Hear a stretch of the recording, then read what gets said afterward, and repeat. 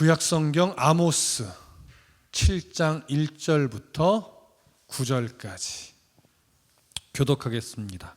구약성경 아모스 7장 1절부터 9절까지 제가 1절을 먼저 읽겠습니다.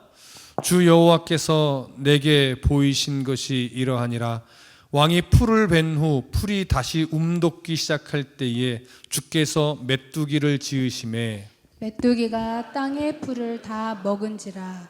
내가 이르되 주 여호와여 청하건대 사하소서.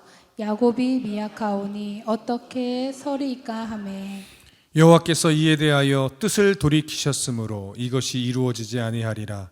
여호와께서 말씀하셨느니라. 주 여호와께서 또 내게 보이신 것이 이러하니라.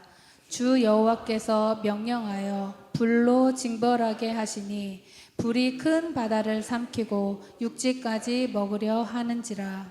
이에 내가 이르되 주 여호와여 청하건대 그치소서. 야곱이 미약하오니 어떻게 서리이까 하매 주 여호와께서 이에 대하여 뜻을 돌이켜 주 여호와께서 이르시되 이것도 이루지 아니하리라 하시니라. 또 내게 보이신 것이 이러하니라. 다림줄을 가지고 쌓은 담 곁에 주께서 손에 다림줄을 잡고 서셨더니 여호와께서 내게 이르시되 아모스야 내가 무엇을 보느냐. 내가 대답하되 다림줄이니이다. 주께서 이르시되 내가 다림줄을 내 백성 이스라엘 가운데 두고 다시는 용서하지 아니하리니. 함께 읽습니다. 이삭의 산당들이 황폐되며 이스라엘의 성소들이 파괴될 것이라. 내가 일어나 칼로 여로보암의 집을 치리라 하시니라. 아멘. 지금까지 아모스는 세 편의 예언적 메시지를 통해서 북이스라엘의 죄악을 지적했습니다. 북이스라엘이 하나님 앞에서 회개하지 않았기 때문에 하나님이 심판할 것이라는 메시지가 담겨 있었죠.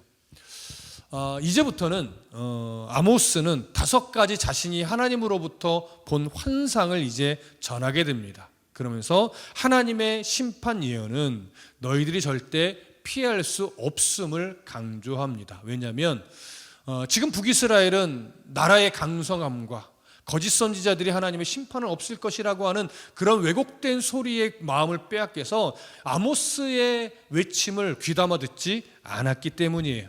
그래서 이제 아모스에게 하나님은 5가지 환상을 보여주셨고 그 환상을 순서대로 전하게 되는 거지요. 하나님의 심판 예언을 피할 수 없다는 메시지에는 사실은 하나님이 북이스라엘에게 완전한 절망을 주기 위한 메시지는 아니에요.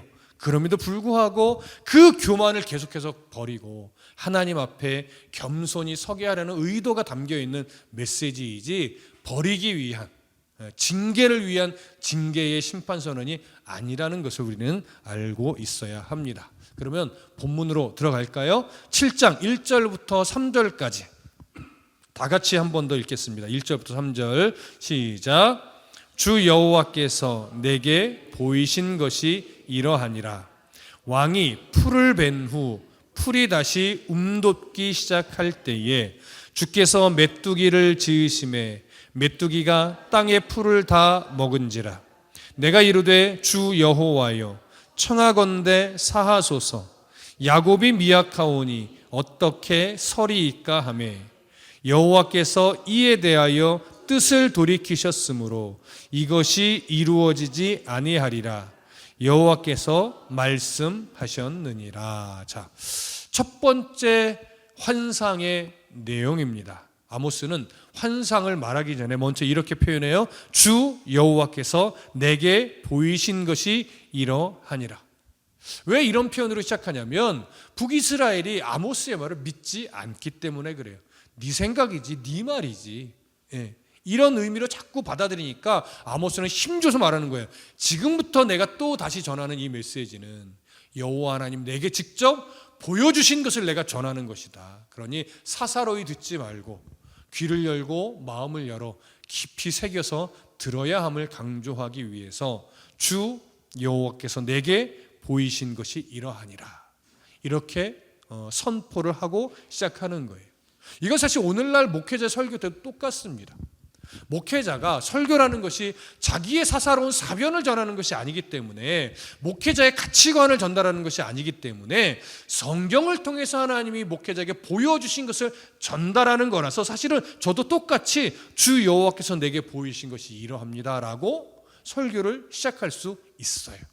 무슨 말씀 이해되시죠? 그래서 오늘 본문을 통해서 우리가 나누게 되는 이 말씀 또한 저의 어떤 사사로운 철학 사상에 담겨있는 메시지가 아니라 본문에 담겨있는 하나님의 마음을 그대로 전달하기 위해 노력하고 있는 설교이니, 여러분 귀를 열고 마음을 열고 잘 하나님께서 깨달아 주실 은혜를 기대하며 말씀을 들으시기를 부탁합니다. 자, 첫 번째 환상은 메뚜기의 습격과 관련된 환상입니다.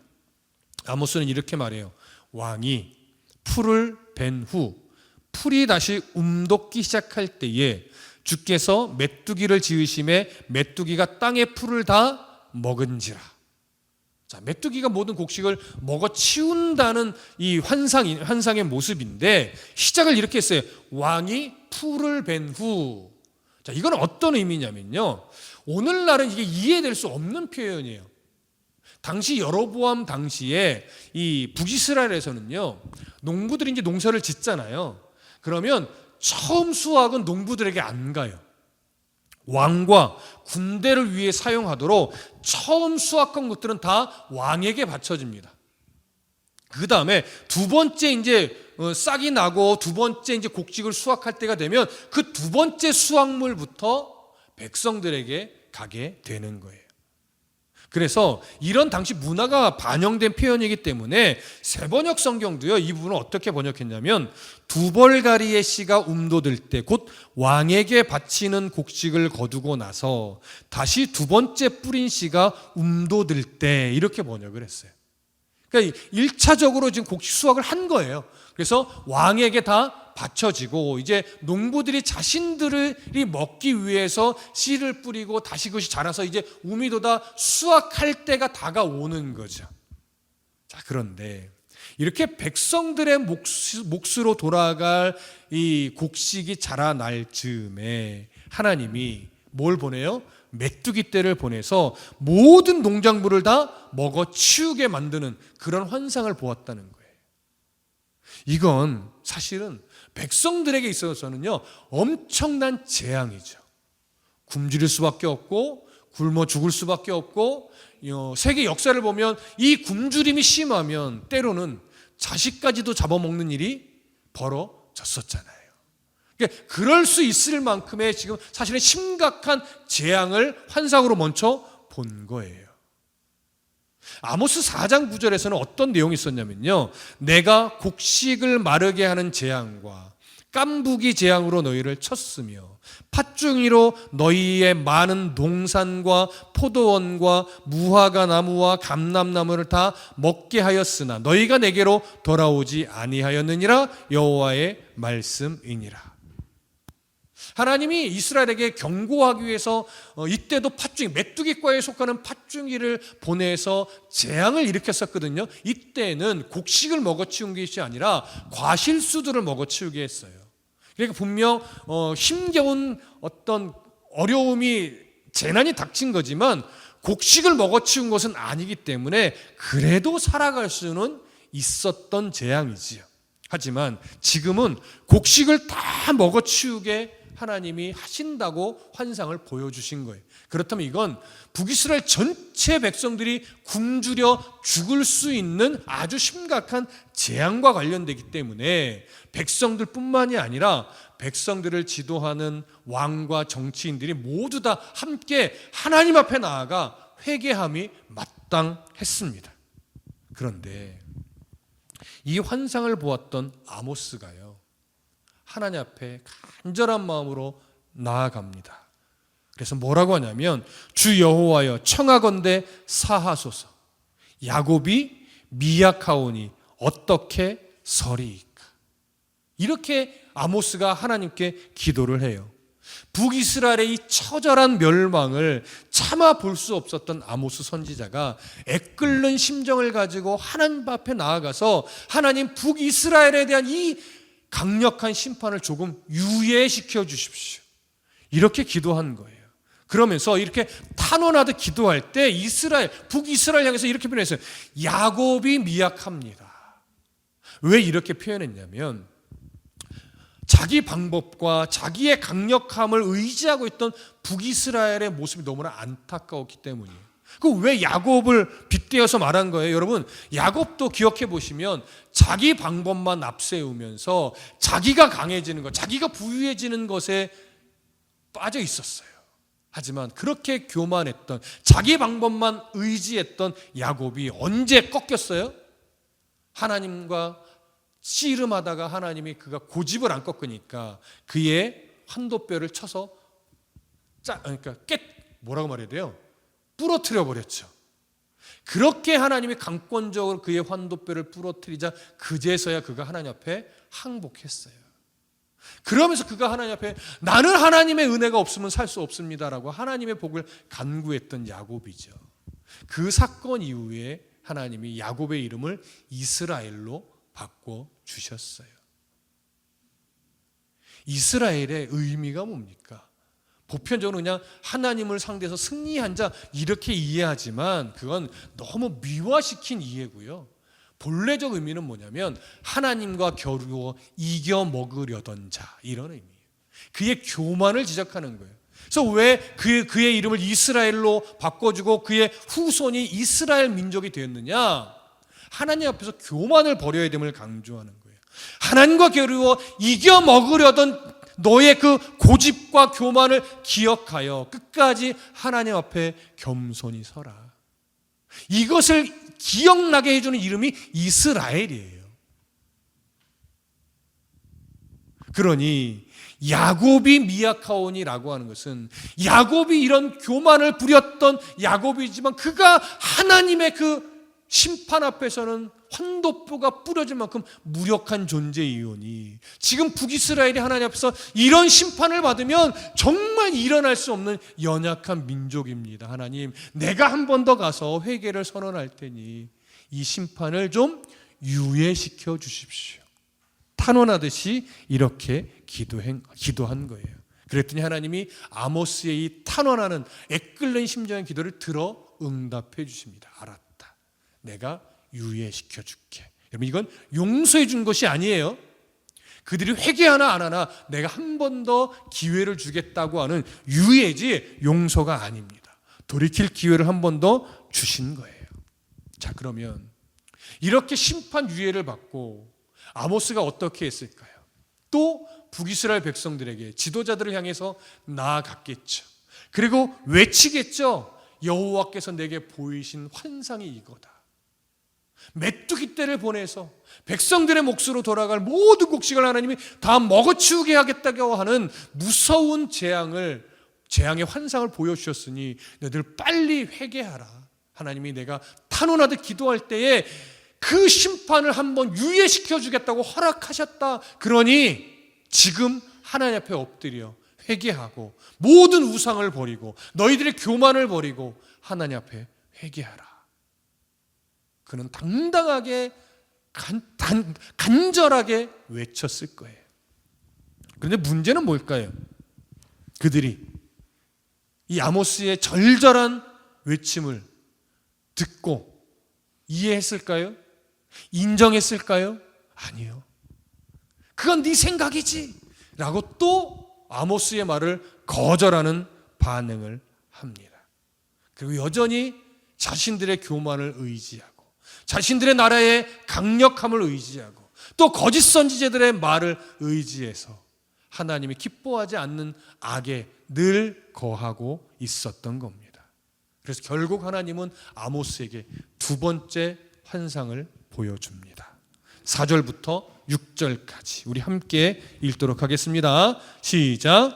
주 여호와께서 또 내게 보이신 것이 이러하니라. 주 여호와께서 명령하여 불로 징벌하게 하시니 불이 큰 바다를 삼키고 육지까지 먹으려 하는지라. 이에 내가 이르되 주 여호와여 청하건대 그치소서. 야곱이 미약하오니 어떻게 서리이까. 주 여호와께서 이에 대하여 뜻을 돌이켜 주 여호와께서 이루시되 이것도 이루지 아니하리라 하시니라. 자, 두 번째 심판의 환상은 불로 징벌하게 하는 거예요. 그래서 불이 큰 바다를 삼키고 육지까지 먹으려 한다라고 아모스가 말을 합니다. 이스라엘을, 북이스라엘을 초토화시키려는 아주 무서운 재앙적 심판인데, 이 불로 표현된 심판은 전쟁을 통해 북이스라엘이 초토화되고 불바다가 되는 것을 의미하는 것으로 보여집니다. 아마도 역사 속에서 아수르가 북이스라엘 침공하여 완전히 초토화시키고 불바다시키는 이런 역사적 사건을 염두에 둔 것으로 여겨져요. 하나님이 보내실 이 두 번째의 무서운 환상을 본 아모스는 이번에도 한 번 더 애끓는 심정으로 하나님 앞에 나아가서 야곱이 미약합니다. 한 번만 더 유예시켜 주십시오라고 간절히 기도해요.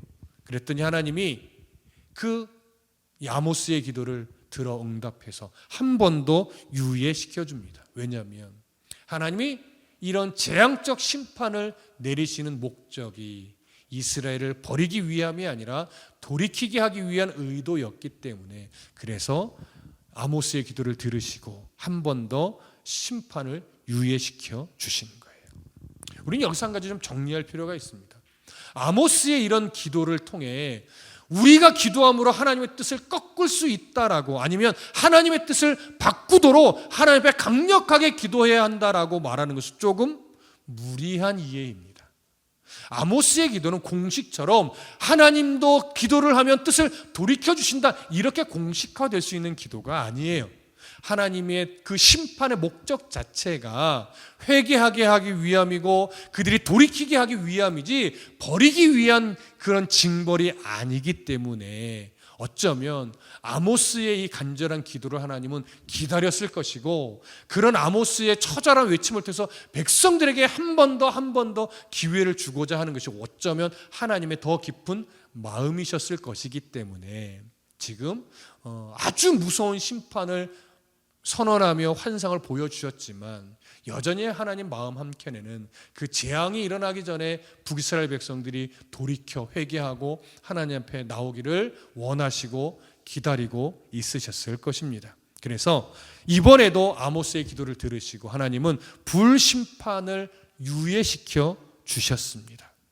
그러니 아모스는 이 두 번째 심판을 유예시켜 준다는 하나님의 허락을 받고 또 백성들에게 나아가요. 그리고 여전히 하나님의 말씀으로 선언하면서 하나님이 한 번 더 너희들한테 기회를 줬다. 이 불심판을 유예시켜 주셨으니 제발 나의 말을 외면하지 말고 하나님의 말씀으로 인정하고 마음으로 듣고 제발 하나님 앞에 나아가 회개하라. 아주 간절하게 외쳤을 겁니다. 그러나 오늘 성경을 보면 북이스라엘의 지도자나 왕이나 백성들은 또 아모스의 말을 외면하고 하나님의 말씀으로 받지 않고 여전히 악에 거했던 것으로 여겨집니다. 그래서 이제 하나님이 세 번째 환상을 보여줍니다. 자, 7절부터 9절까지 함께 읽겠습니다. 시작. 또 내게 보이신 것이 이러하니라. 다림줄을 가지고 쌓은 담 곁에 주께서 손에 다림줄을 잡고 서셨더니 여호와께서 내게 이르시되 아모스야 네가 무엇을 보느냐. 내가 대답하되 다림줄이니이다. 주께서 이르시되 내가 다림줄을 내 백성 이스라엘 가운데 두고 다시는 용서하지 아니하리니 이삭의 산당들이 황폐되며 이스라엘의 성소들이 파괴될 것이라. 내가 일어나 칼로 여로보암의 집을 치리라 하시니라. 자, 하나님이 아모스에게 무엇을 보여주냐면 다림줄을 들고 서 계시는 하나님 자신을 보여주는 거예요. 다림줄을 가지고 쌓은 담 곁에 주께서 손에 다림줄을 잡고 서셨더니 라고 하는데, 다림줄이 뭡니까? 아시는 분은 아시겠지만 다림줄이라고 하는 것은 긴 줄에 납덩이 같은 것을 메어 놓은 거죠. 그래서 건축물의 벽이나 이런 것들이 수평과 수직이 잘 맞게 건축되었는 것을 재는 거예요. 그걸로 이렇게 세워서 비교해 보면서 수평이 맞나 수직이 맞나 이럴 때 가늠하기 위해서 사용하던 측량 도구입니다. 그렇다면 여기서 다림줄을 가지고 쌓은 담이라고 하는 표현은 상징적으로 무엇을 의미할까요? 아마도 북이스라엘이 자기들의 노력과 자기들의 방법으로 강력하다고 여기고 있는, 쌓아서 강력하게 쌓았다라고 여기고 있는 사마리아의 견고한 성을 의미할 거예요. 따라서 아모스는 환상 중에 하나님이 다림줄을 손에 들고 사마리아 성 옆에 서 계신 모습을 본 것으로 여겨집니다. 그러면서 하나님이 아모스에게 물어요. 아모스야, 네가 무엇을 보느냐? 그때 아모스가 다림줄입니다 라고 대답을 해요. 그래서 다시 하나님이 아모스에게 이렇게 말합니다. 내가 다림줄을 내 백성 이스라엘 가운데 두고 다시는 용서하지 아니하리니. 여러분, 하나님이 다림줄을 들고 사마리아 성 옆에 서 계십니다. 뭘 측량하기 위함일까요? 정말 사마리아 성이 수평과 수직이 맞게 견고하게 잘 성을 쌓나, 이걸 측량하는 걸까요? 아니죠. 북이스라엘 백성들에게 2번이나 심판을 유예해 주는 동안 하나님은 사마리아 성 옆에서 다림줄을 딱 들고서 그들의 마음이 지금 돌이킬 자세가 되어 있는가, 그들이 하나님 앞에 자신의 잘못들을 인정하고 있는가, 그들이 하나님 앞에 지금 나아가서 회개할 마음 상태로 바뀌어져 가고 있는가, 조금이라도 하나님 앞에 엎드릴 만한 마음의 불씨가 생겨났는가, 이런 것들을 기다리고 계셨다는 거예요. 그게 지금 다림줄을 들고 측량한다는 거죠. 하지만 그렇게 하나님이 2번의 유예 기간 동안 북이스라엘 백성들 옆에서 다림줄을 들고 그들을 살펴보신 결과 합격이 아니라 완전 불합격 점수를 맞은 거예요. 그래서 하나님이 단호하게 다시는 용서하지 않겠다라고 선언한 겁니다. 너무나 무서운 하나님의 선언이죠. 그러나 우리는 여기서 깊은 하나님의 마음을 봅니다.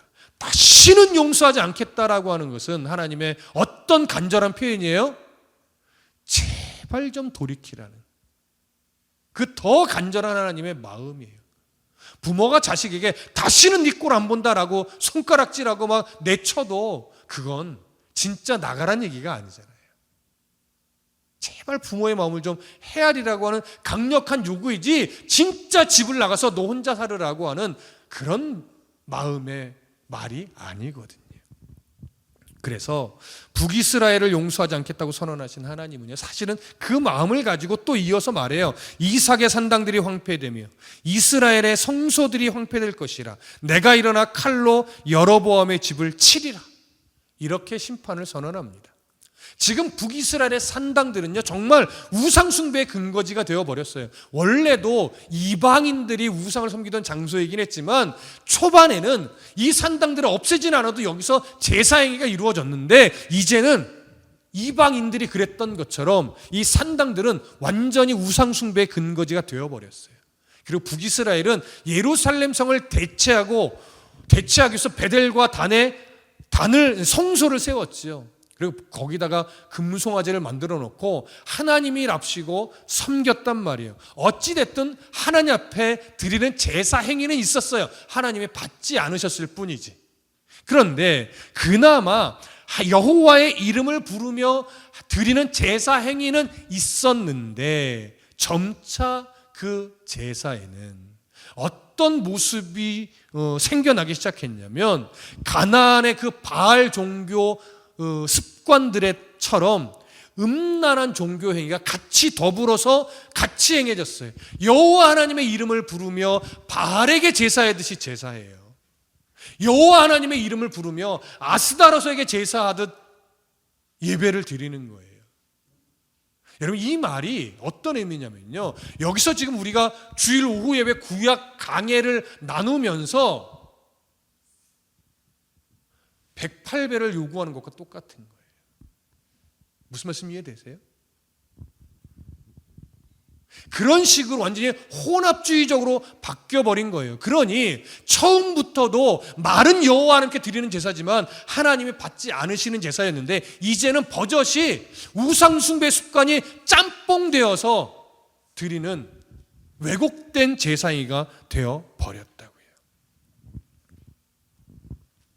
이게요, 교회적으로 가보면요, 교회에 어떠한 프로그램이나 어떤 변화된 예배의 어떤 프로젝트를 진행할 때 굉장히 조심해야 되는 거예요. 너무 산뜻하고 세련되고 좋은 프로그램이라 할지라도 과연 그 프로그램의 방향성이나 원래 가지고 있던 색채가 하나님 앞에 드려도 될 만한 것인지, 아니면 정말 우상 숭배의 그 요소들을 분별 없이 가지고 오는 것인지, 이런 것도 조심하셔야 돼요.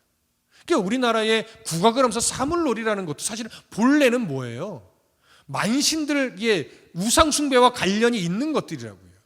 그러니까 구분 없이 분별 없이 사물놀이가 들어오는 것이 아니라, 본래 만들어진 악기 옛날엔 그랬으나 그것이 그런 용도가 아니라 이제는 철저하게 이 악기들이 하나님만을 위해서 사용되어집니다를 명확하게 선을 그어주고, 그런 것들이 교회 안으로도 들어와야 되는데, 표현이나 이런 것들에 대한 구분 없이, 정제 없이 막 교회 안에서 사물놀이 합니다 하면 이 표현 자체는 굉장히 미신적인 거거든요. 그러니까 교회는 뭐 그럴 수 있지라고 하면서 분별 없이 들어오면 이때처럼 하나님을 예배하는데 우상숭배 요소가 뒤섞여 버리는 이런 식의 말도 안 되는 일들이 생겨나는 거예요. 그러니까 지금 그러한 짬뽕된 왜곡된 혼합주의적 모습이 북이스라엘에 이제는 만연하게 됐던 거예요. 그래서 하나님이 그 모든 산당들, 그 모든 성소들을 다 황폐하게 만들 것이다, 이렇게 선언하는 거예요. 이건 북이스라엘을 향한 하나님의 종교적 심판입니다. 종교적 심판. 그들의 왜곡된 종교적 행위들을 다 심판하는 거죠. 그리고 두 번째, 내가 일어나 칼로 여로보암의 집을 치리라. 이건요, 여로보암 왕조를 끊으시겠다는 얘기예요. 그래서 실제로 역사를 보면 여로보암 2세를 이어서 스가랴라고 하는 인물이 왕이 되는데, 이 스가랴는요 금방 살룸이라는 자에 의해 반역을 입어서 살해당해요. 그래서 여로보암의 왕조가 아예 끊어집니다. 북이스라엘은요 계속 왕조가 반역으로 뒤바뀐 왕조였어요. 그나마 남유다는 계속해서 유다 왕조로 그래도 끊이지 않고 이어져 갔지만, 북이스라엘은 계속 왕조가 바뀌었어요. 이렇게 여로보암 왕조가 끊어지는 것은 하나님의 정치적 심판입니다. 이걸 볼 때 북이스라엘은 하나님 앞에서 종교적 심판, 정치적 심판을 다 받았어요. 이게 오늘날 한국교회가 사실은 각성해야 되는 내용 중에 하나일 거예요.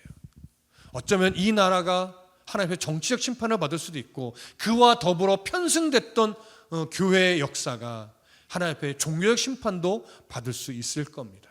그러지 않기 위해서 우리 교회라도 하나님 말씀 앞에 정직하게 서는 싸움을 해야, 그 작은 교회들이 하나님 앞에 올바로 서는 노력이 하나님의 마음에 합하여 하나님이 어떤 심판을 또 유보시켜 줄 수도 있는 거거든요. 그렇기 때문에 이 나라와 이 민족 가운데 하나님이 어떤 심판을 내리실 수도 있을 텐데, 이건 제가 예언하는 게 아니에요. 심판을 내린다, 뭐 심판 하나님이 벌써 유보시켰다, 이런 말을 하고 싶은 것이 아니라, 그런 하나님의 마음이 있으셨다 할지라도 어쩌면 우리의 이 모습을 통해 하나님은 그런 심판들을 유보시켜 주실 수도 있는 거예요. 그래서 작은 교회지만 하나님의 마음에 합한 예배로 우리가 끊임없이 나아가는 것이 한국교회를 살리는 그 불씨가 될 수 있다는 것, 우리가 꼭 기억해야 할 겁니다. 하나님은 이렇게 북이스라엘의 다림줄을 내리고 지켜보셨듯이 여전히 지금도 대한민국 위에 하나님은 다림줄을 내리고 계시고, 한국교회 위에 다림줄을 내리고 계시고, 다드림교회 위에 다림줄을 내리고 계시고, 또 우리 각 가정에 다림줄을 놓고 계시며, 그리고 개인의 삶에 하나님은 다림줄을 두고 계십니다. 사실 이 말씀 우리는 좀 두려운 말씀입니다. 왜냐? 어느 성도 개인이 어느 교회가 하나님의 그 다림줄의 그 측량 앞에 합격점을 받을 수 있는 개인과 교회가 어디 있겠습니까? 그래서 우리는 사실은 다림줄을 두고 계신다는 말이 부담스럽고 두려운 말씀이기는 하지만 하나님은 그래서 성경의 중심을 본다라고 말씀하시는 거예요. 너희들의 완전한 행위를 내가 보겠다. 너희들의 삶에 나타난 결과를 보겠다. 이러지 않고 중심을 보겠다. 중심의 진실함을 보겠다. 이렇게 말씀해 주신 거예요. 우리는 완벽한 행위를 하나님 앞에 드릴 수는 없지만 하나님 앞에 애통해하는 심정은 드릴 수 있어요. 하나님 앞에 잘못했을 때, 실수했을 때, 연약하여 넘어졌을 때, 하나님을 나도 모르게 자꾸 외면하고 살아갈 때, 하나님과 거리가 멀어졌을 때 다시금 말씀 앞에 내 자신을 세워두며 애통해하는 마음은 드릴 수 있단 말이에요. 그것이 하나님 바로 기다리는 우리의 중심이에요.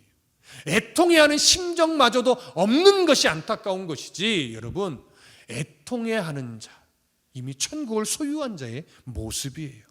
하나님 말씀에 목말라 하는 그 간절함은 우리가 드릴 수 있단 말이죠. 하나님은 그런 간절함을 지금 기다리고 계시는 거예요.